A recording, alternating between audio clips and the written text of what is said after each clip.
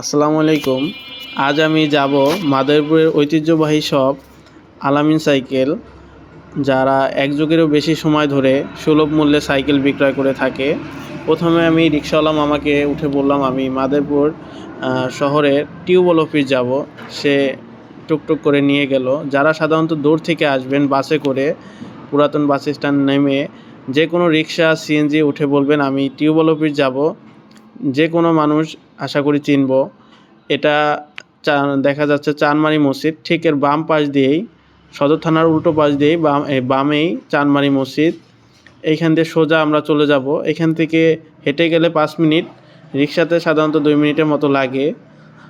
এখানে আমরা এক যুগেরও বেশি সময় ধরে সকল প্রকার বাইসাইকেল, ছোট বড়, রিক্সা, খেলনা, দেশি বিদেশি পাইকারি এবং খুচরা বিক্রয় করে থাকি।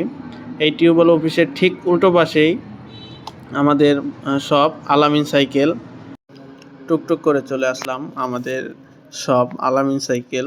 আমরা এক যুগেরও বেশি সময় ধরে সকল প্রকার সাইকেল খুচরা এবং পাইকারি দিয়ে থাকি। এই তো আমাদের আল-আমিন সাইকেল শপ। যাদের দেখছেন সকলেই আমাদের টিম মেম্বার।